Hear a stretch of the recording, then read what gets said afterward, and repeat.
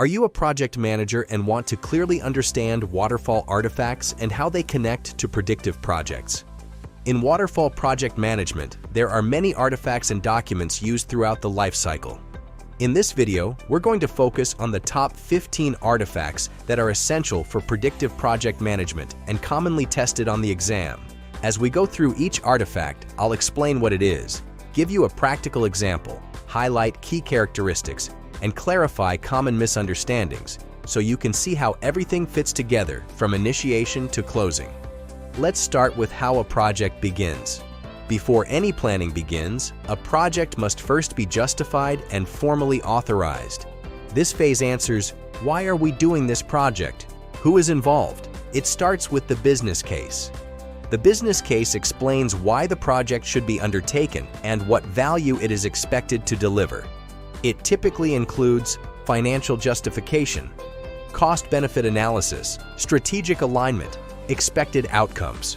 For example, a company proposes building a mobile application. The cost is $500,000. The expected revenue is $2 million. The goal is to expand its digital customer base and increase market share. The business case answers, is this project worth doing? Now here's an important distinction. The business case does not start the project, it supports the decision. A common misunderstanding is thinking once the business case is approved, the project begins. It does not. The business case justifies the project. Authorization comes next. The project charter is what formally authorizes the project. It is issued by the sponsor and gives the project manager official authority to lead the project. It typically includes project objectives, high-level scope, key stakeholders, budget and milestones, assigned project manager. For example, project CRM implementation. Objective, improve customer retention by 15%. Budget, $1 million. Project manager, Alan. This is the moment the project officially begins. Without a project charter, there is no formal authority. There is no officially approved project. A common real-world issue is when a project manager is asked to lead without authority. In that situation, the correct step is to establish or refer to the project charter. The charter is not a detailed plan. It is a high-level authorization document. Once the project is authorized, the next step is identifying and analyzing stakeholders. That's where the Stakeholder Register comes in. The Stakeholder Register identifies who the stakeholders are, their level of power, their level of interest, their expectations and influence. For example, CEO, high power, high interest. IT team, medium power, high interest. Customers, low power, high interest. This document is created early and continuously updated. Now here's an important mindset. Stakeholder issues should not be handled reactively. They should be anticipated. If a new stakeholder is identified or stakeholder expectations change, the correct step is to update the Stakeholder Register first before taking further action. This ensures stakeholder management remains structured and proactive. Now we move into the most important phase in a waterfall project, planning. This is where the project is fully defined before execution begins. Instead of discovering scope during execution, predictive projects aim to define everything up front and control it throughout the lifecycle.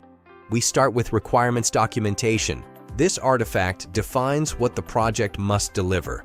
It captures detailed stakeholder needs, including functional requirements, non-functional requirements, performance expectations, business rules. For example, in an e-commerce system, users must be able to create accounts. Users must be able to make secure payments. The system must support 1,000 transactions per minute. Now here's the key idea. This is where scope is defined in detail. If requirements are unclear, incomplete, or conflicting, the correct step is to refine the requirements, not move forward. A common mistake is assuming requirements are already clear. That leads to rework later. This document becomes the foundation for everything that follows. Once we know what is required, the next step is to structure the work. That's where the Work Breakdown Structure, or WBS, comes in. The WBS breaks the project into deliverables, not tasks. For example, design specifications, front-end application, back-end system, Each level breaks the work into smaller, more manageable components. Now here's the key concept. The WBS answers what needs to be delivered. It does not answer how long it will take, who will do the work, what sequence it follows. Those come later. A common misunderstanding is confusing the WBS with a task list or schedule. If scope is too broad, the correct action is to decompose it into a WBS. The WBS creates clarity and becomes the foundation for scheduling, cost estimation, resource planning. Now that we've defined and structured the scope, we need to make sure nothing gets lost. That's where the Requirements Traceability Matrix, or RTM, comes in. The RTM links each requirement from origin to delivery and validation. It connects where the requirement came from, where it is implemented, how it will be tested, and its current status. For example, a requirement like user login may come from a customer to be implemented in the authentication module, validated through a login test, and tracked as completed. Now here's what makes the RTM powerful. It ensures every requirement is accounted for and traceable. This includes who requested it, why it exists, where it is built, how it is verified. If a requirement is missing, check the RTM. If new work appears without traceability, that's scope creep. So if you need to confirm completeness, the answer is look at the RTM. Now we move to one of the most important control artifacts in Waterfall, the scope baseline. Once requirements are defined and structured, the scope must be formally approved. The scope baseline is that approved version. It typically includes scope statement, WBS dictionary. Together, these define exactly what is included in the project and what is not. For example, an e-commerce project may include product catalog, shopping cart, payment system, but explicitly exclude mobile application. Now here's the key idea. Once the scope baseline is approved, it becomes the reference point for all scope-related decisions. If someone asks, is this work in scope? Are we deviating from the plan? Can we add this feature? The answer comes from the scope baseline. Now here's a critical rule. You do not change the scope baseline directly. Any change must go through formal change control. A common mistake is adjusting scope informally. That leads to loss of control and scope creep. Once the scope is defined, we need to determine when will the work be completed. That's where the schedule baseline comes in. The schedule baseline is the approved version of the project schedule. It represents the planned start and finish dates for project activities and milestones. For example, planned completion, June 30th. Actual completion, July 10th. This tells us there is a delay. A common misunderstanding is updating the schedule freely during execution. You can update the working schedule, but you cannot change the schedule baseline, such as the planned completion date, without formal change control. So if the project is behind schedule, the correct step is to compare actual performance against the baseline, analyze the variance, then decide on corrective action. The schedule baseline is what allows you to detect deviation and maintain control. Now let's talk about uncertainty. Every project has risks. The question is, how do we manage them proactively? That's where the risk register comes in. The risk register documents all identified risks and their analysis. It typically includes risk description, probability, impact, response strategy. For example, risk, supplier delay, probability, high, impact, high, response, identify backup supplier. Now here's a critical distinction. A risk is a potential future event. An issue is something happening now. This confusion comes up often. If something might happen, it belongs in the risk register. If it is already happening, it belongs in the issue log. The risk register is updated throughout the project. It is not a one-time document. It helps the team anticipate problems instead of reacting to them. Now that we know who the stakeholders are, we need to define how do we engage them effectively. That's where the stakeholder engagement plan comes in. This artifact defines how to manage stakeholders based on their influence and expectations. It goes beyond identification. It focuses on strategy. For example, stakeholder, senior manager, current state, resistant, desired state, supportive. Strategy, increase involvement in decision-making. Now here's the key difference. The Stakeholder Register tells you who they are. The Stakeholder Engagement Plan tells you how to manage them. A common mistake is treating all stakeholders the same, but different stakeholders require different engagement strategies. If stakeholders are unhappy, disengaged, or resistant, the correct step is to review and adjust the Stakeholder Engagement Plan. Finally, let's talk about communication. Every project generates information. The question is, who needs what information and when? That's where the Communications Management Plan comes in.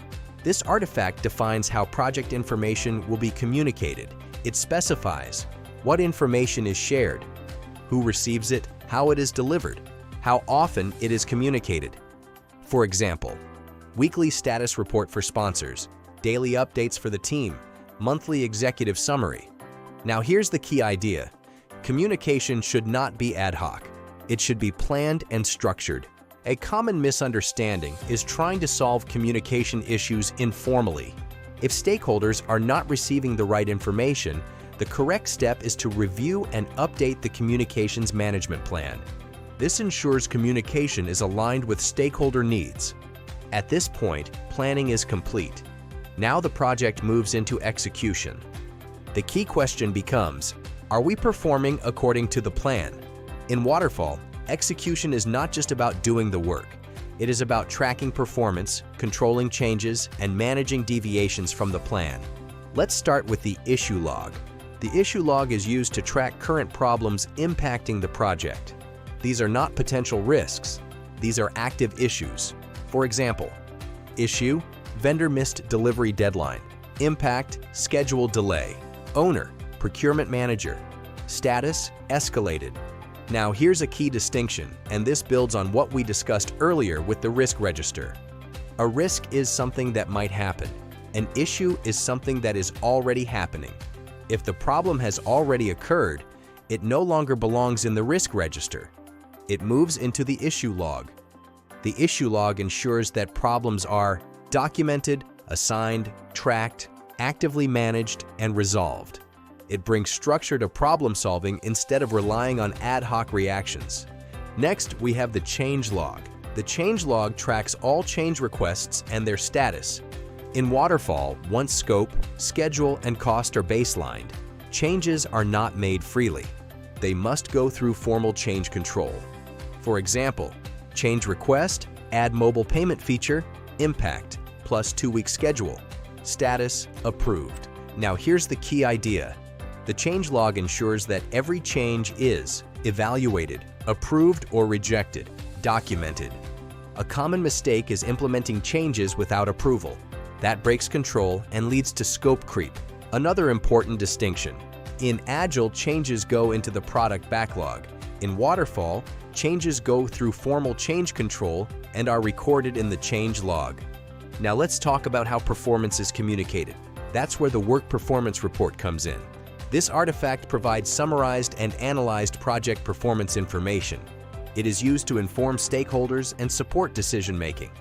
For example, a report might include schedule variance, -5 days, cost variance, plus $10,000, key risks and issues, progress against milestones.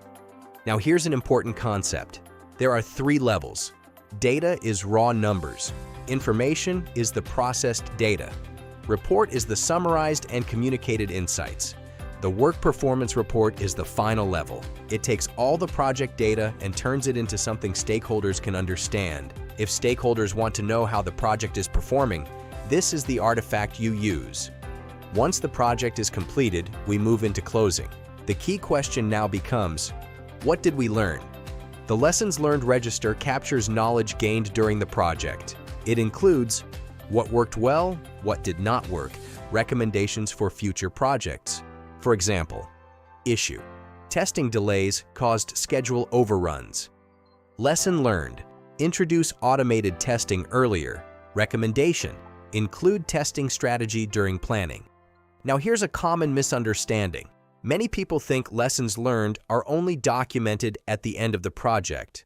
That's not correct. The lessons learned register should be updated throughout the project. At closure, it is finalized and shared as part of organizational knowledge.